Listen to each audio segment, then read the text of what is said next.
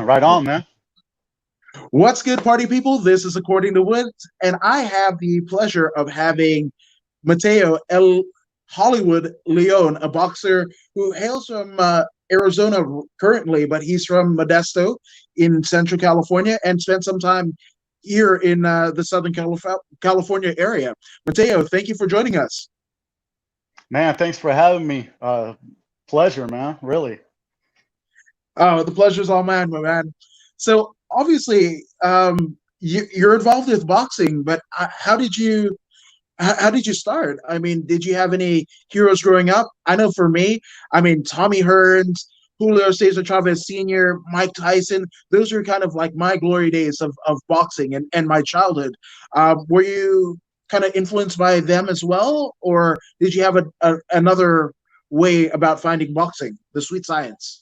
Um, oh, when it comes to that, I was really influenced by Mike Tyson, just because of my age and the era I grew up in, and that kind of stuff. I am from Modesto, California, born and raised until I was in my 20s. So yeah, the early '90s era was definitely Mike Tyson was definitely one of those guys.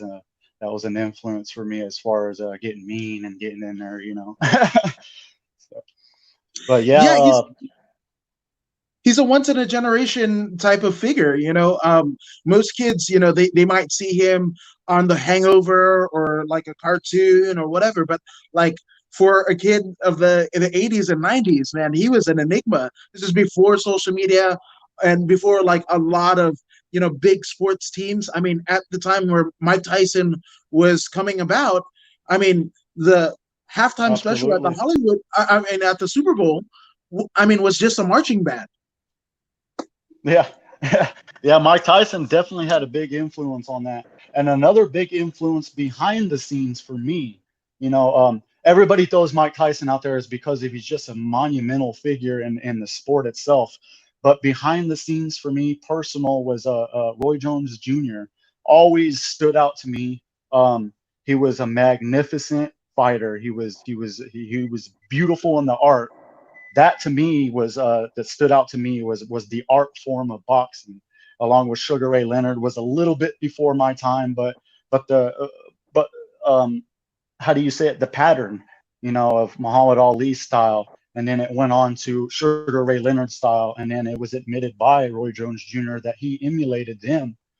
So yeah, definitely behind the scenes, Roy Jones and his Hollywood aspect really drove me to get into it also.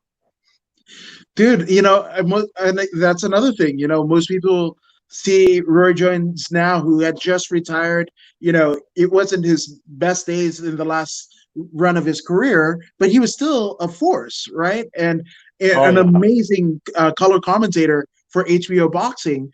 But Hmm. I mean, him in his prime, in that mid to late '90s, early 2000 era, I mean, nobody could touch him. No, nobody literally couldn't touch him. And that was the beautiful thing about it is he started off as a pro, I think at 155 and then went to 160 and then went to super middleweight and then the light heavyweight. And then he just, throughout the whole ranks, he just displayed how, um, really, if you dedicated yourself to the sport and that you really lived it and breathed it and ate it every single day, that was the outcome it could be for somebody. Roy Jones Jr. was known for his athletic ability. That was such a peak that he did a semi-pro basketball game and then won a belt the same night. So it's a motivation in itself, man. Mentally, physically, spiritually, emotionally. It's just boxing's it's just so special, man, for somebody. I really do believe that. Yeah, man. Yeah, and you're kind of speaking to my kind of, my upbringing as well, because like whether it be him or you talk about like the showman Hollywood aspect of it. Prince Nazim Yeah. Hamed. The fighting spirit of Oh man, beautiful. yeah. Tito Trinidad. Those guys, Miguel Cotto. Like those are just, I mean, Miguel monumental Cotto, man, figures.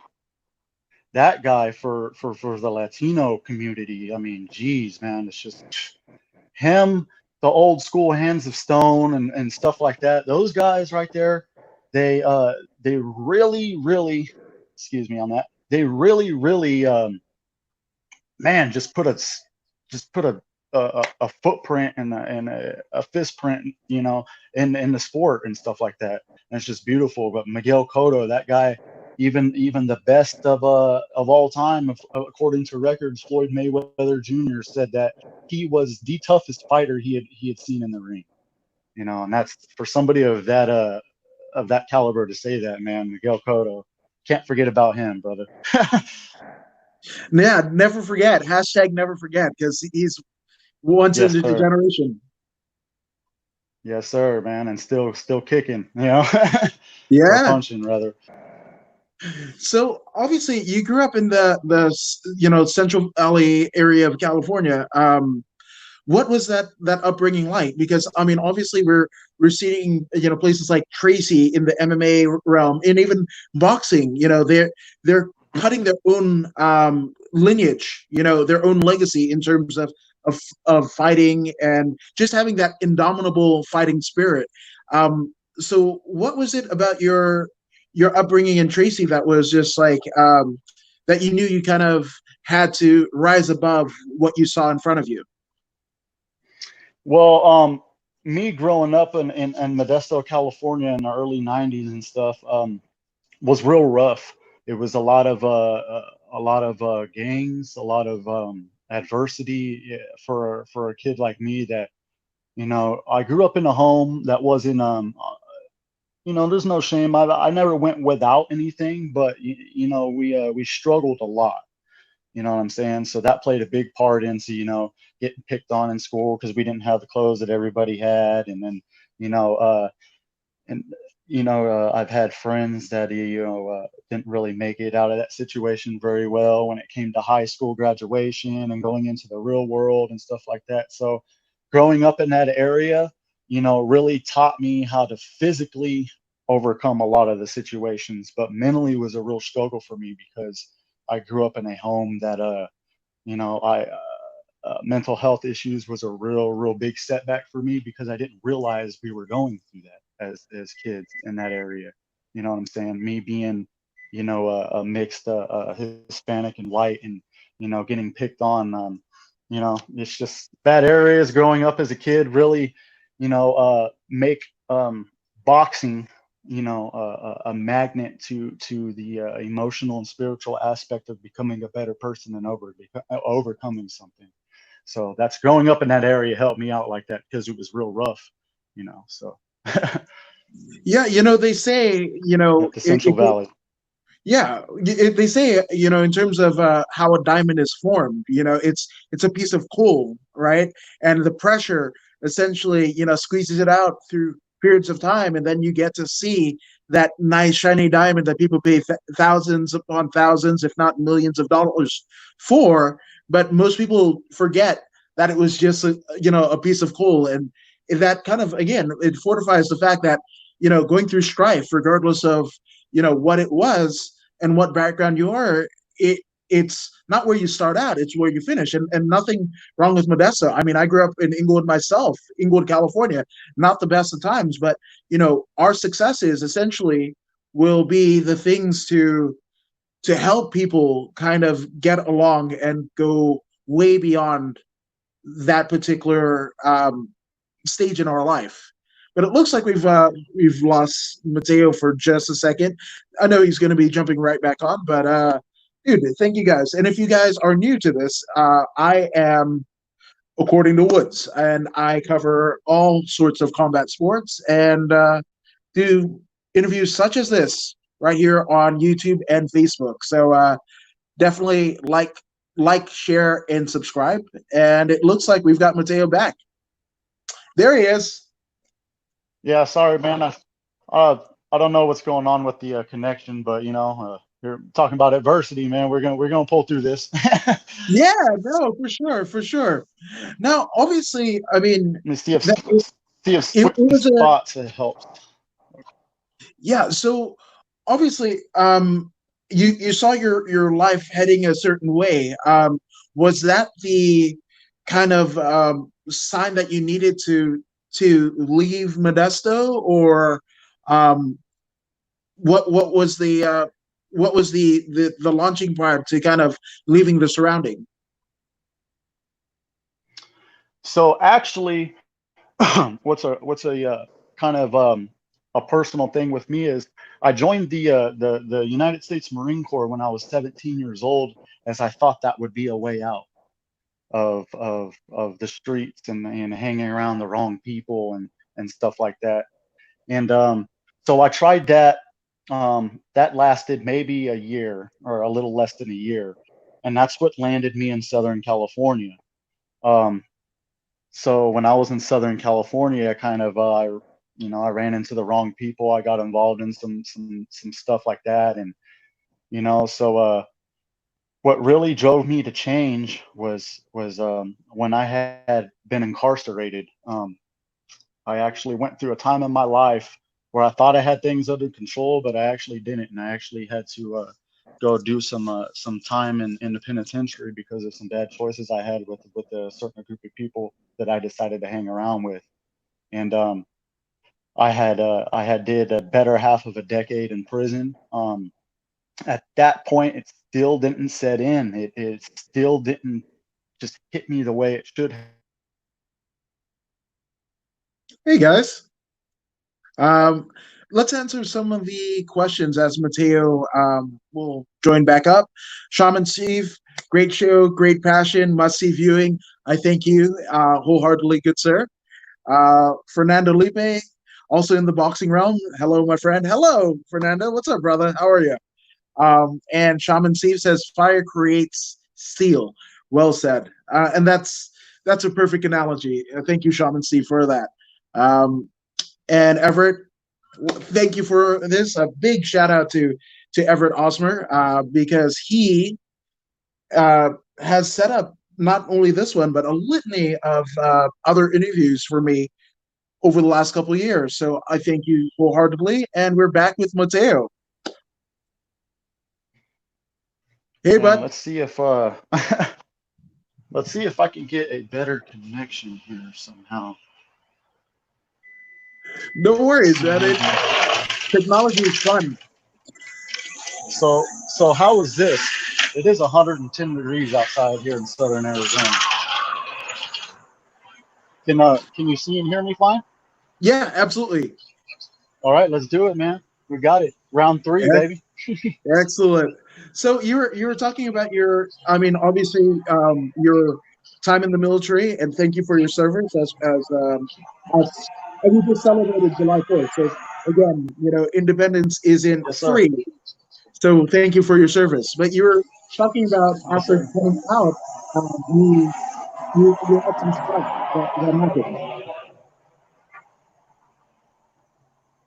Sorry, what was that?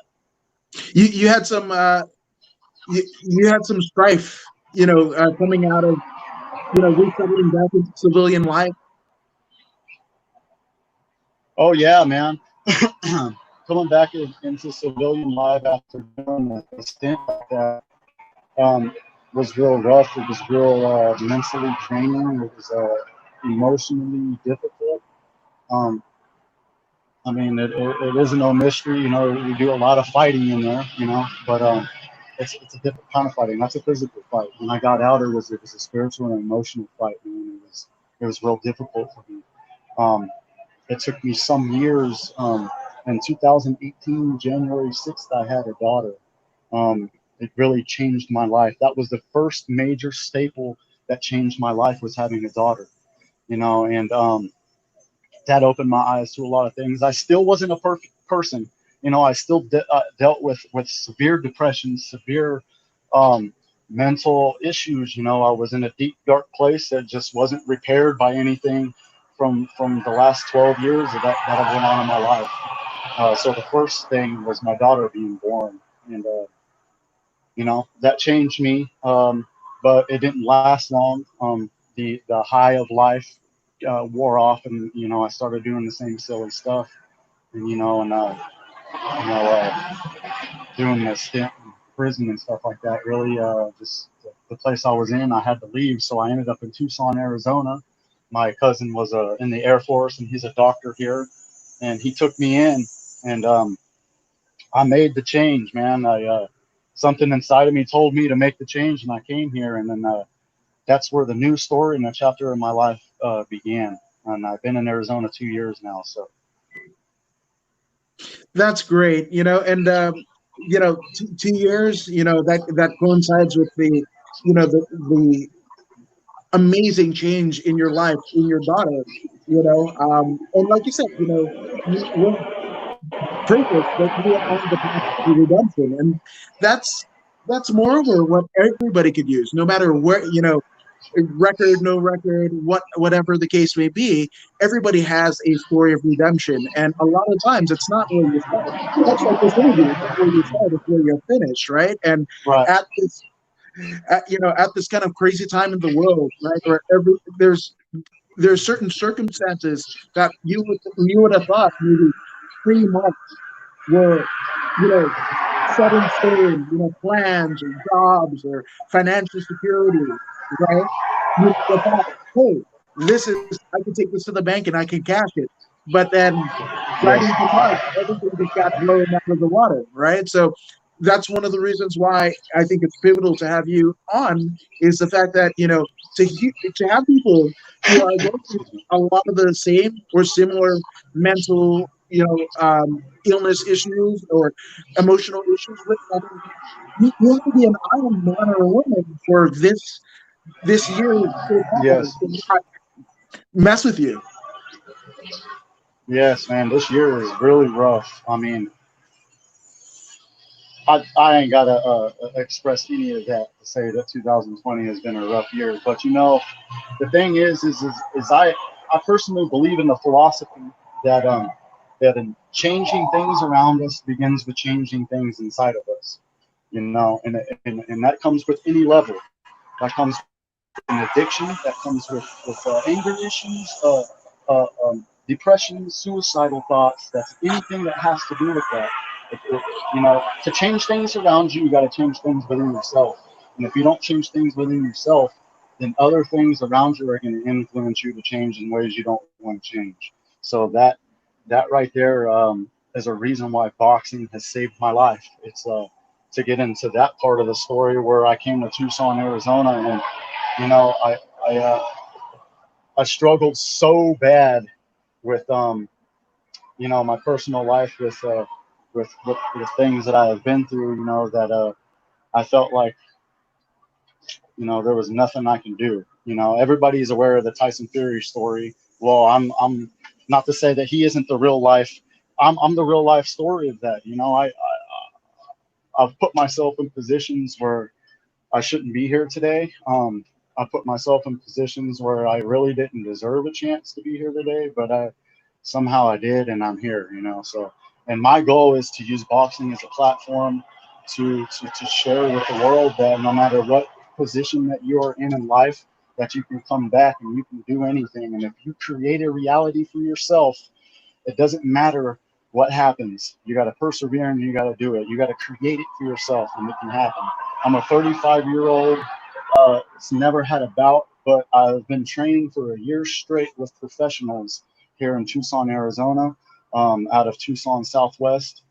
This November, I have an opportunity to make some kind of history here. To win a belt in the 165-pound division for South Arizona, and hopefully go pro by 2022 and make this thing happen. That's incredible. You went from, literally in the same sentence, you went from situations in your personal life, maybe causing the fact that you may not have been here if things had have turned out differently, right? And then you, before the end of the year, might make history. That's pretty amazing. Yeah, not too many guys my age, are doing what I'm doing right now, and that's the truth. And I have the option of doing this for 2 years and not doing the Masters thing. So I'm going to be competing with the young bucks, man. I'm going to be competing with kids that I had 30 fights, 40 fights, that are getting ready to go to the Olympics or whatever they're going to do. You know what I mean? that's where I stand right now, and I'm willing to make a point. I've been training hard. I put in the work every day. I'm I'm ready to make things happen. I'm ready to show my world, the people in my world, that you can make anything possible. That's my goal, man.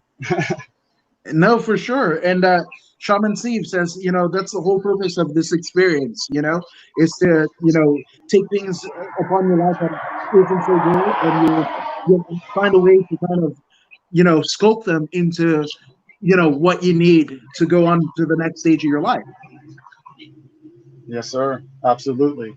And boxing is a good foundation for people that struggle with confidence and that struggle with things, because it's not only it's not only what happens in the gym and in the ring that makes you a better fighter.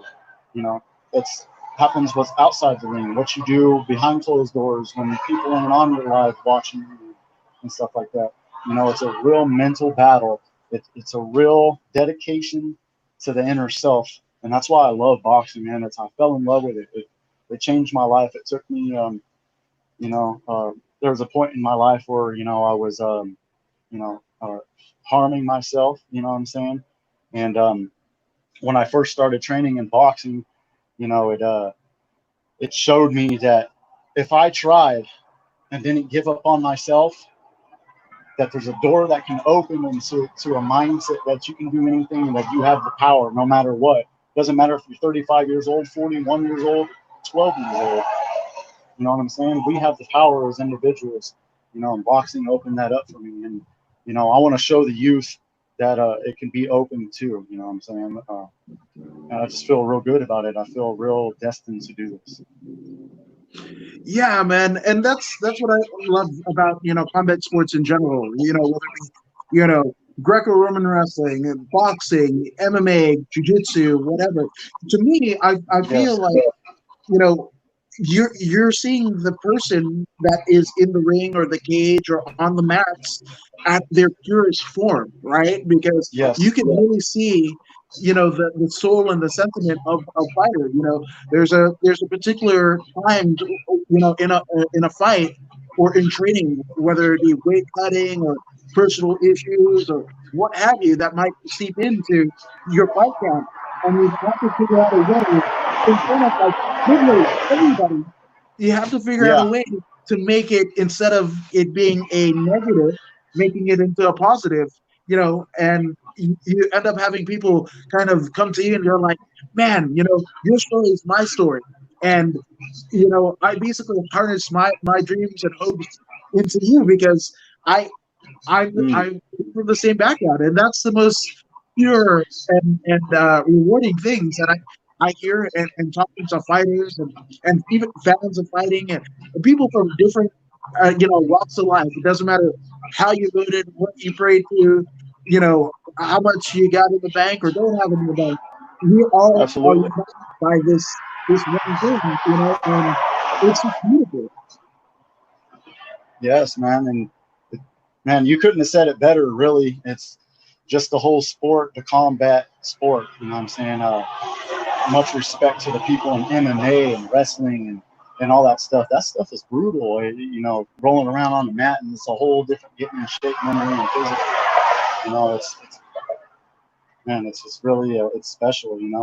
And the thing is boxing to me brings out the aspect in the individual of the saying of adversity introduces a man to him or to herself. You know, every day is going to be different in boxing, just like every day is going to be different in real life. You gotta put the pieces together. You gotta breathe. You gotta be in shape. Mentally and physically to outgo the rounds in life. Also, there's things that are going to happen to us every day.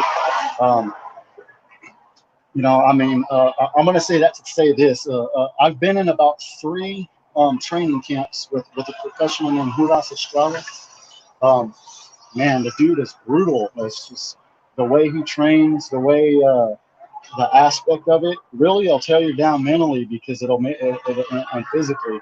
So to be able to withstand that stuff and to tell yourself, I can do more, I can go on, and man, I just love it. The whole aspect of combat, being a warrior, being a soldier, I think it makes a person a better person. Really, it No, does. man, and the proof is in the pudding. You know, you're fortified. You know, in many ways through a lot of hardship. You know, one of my favorite kind of parables in life is that of a lotus flower. If you've ever seen a lotus Hmm. flower, it grows. I mean, it's so beautiful, right? But it grows in the murkiest of water.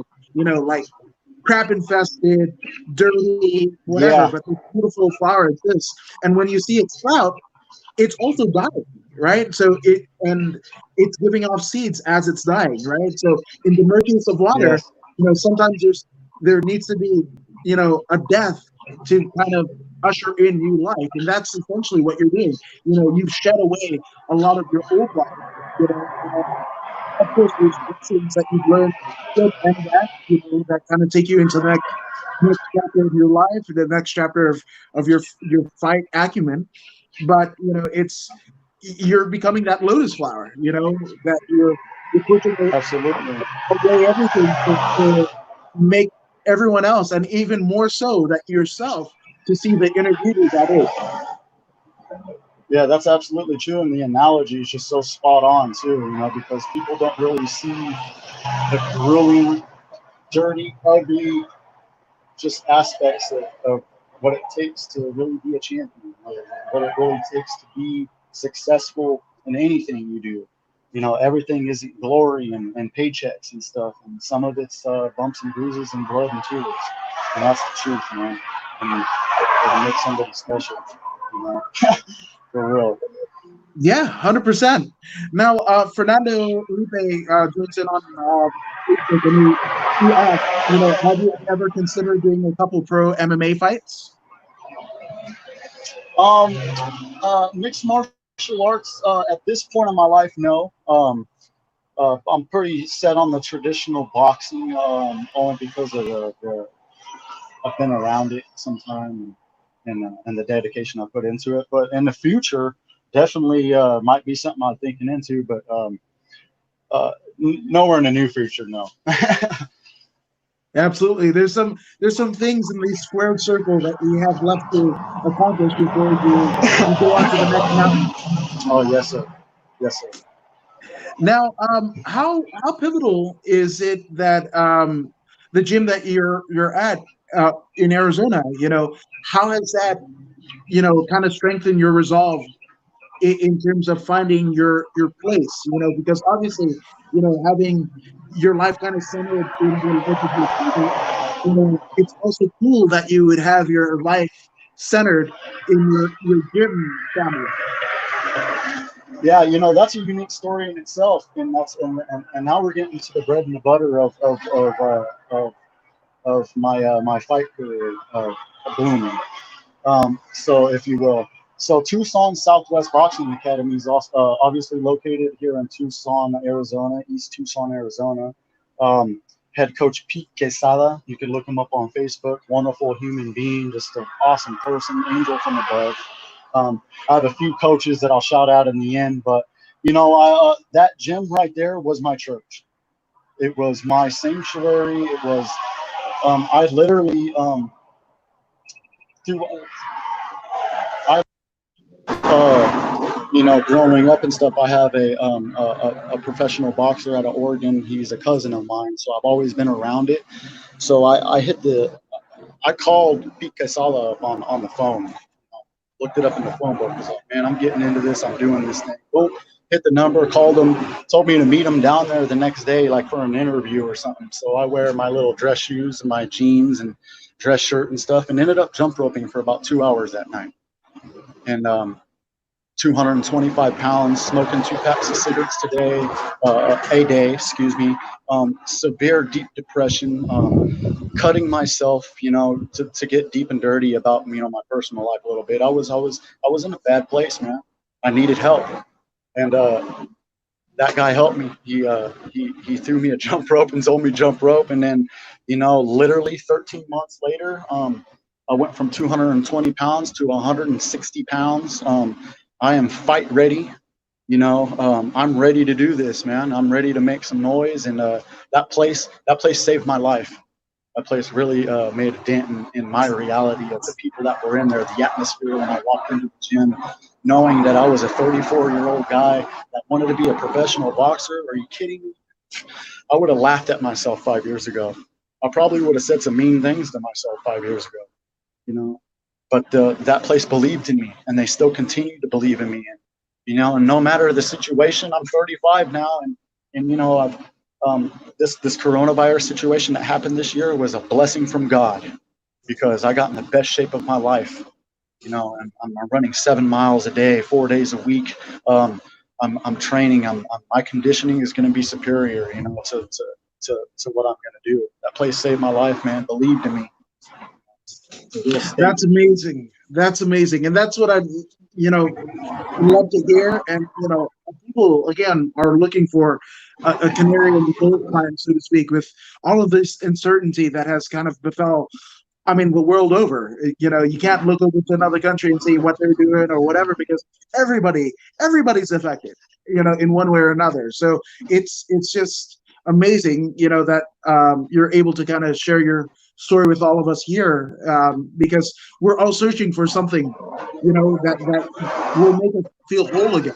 I'm having some difficulty hearing you. Everything's fine. It's just mute. No, you're good. You're good. Yeah.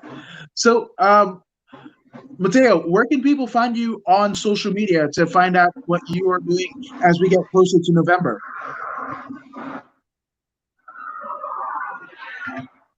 You might not be able to hear me. Oh, you got it? Excellent. All right. So, where can people find you on social media, my man? Can you hear me okay?